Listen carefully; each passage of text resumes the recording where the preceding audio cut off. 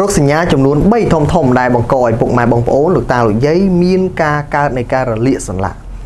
បាទរោគសញ្ញាទី1គឺដោយសារតែពុកម៉ែបងប្អូន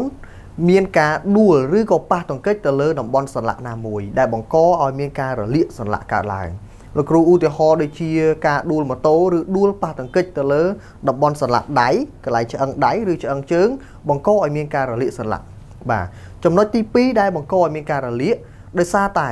ពុកម៉ែបងប្អូនចូលចិត្តបរិភោគប្រភេទគ្រឿងសមុទ្រច្រើនប្រភេទសាច់ច្រើនដែលបង្កឲ្យមានការឡើងនៃប្រភេទជាតិអាស៊ីតបាទប្រភេទភេសជ្ជៈកំប៉ុងច្រើនឬ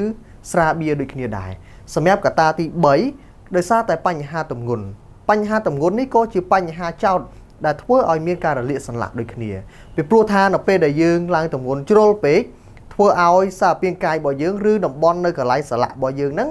มันអាចត្រត្រង់នៅសារពាង្គកាយរបស់យើងបានល្អប្រសើរនោះនឹងធ្វើឲ្យកន្លែងសន្លាក់ហ្នឹងទៅជាមានការរលាកសន្លាក់កើតឡើង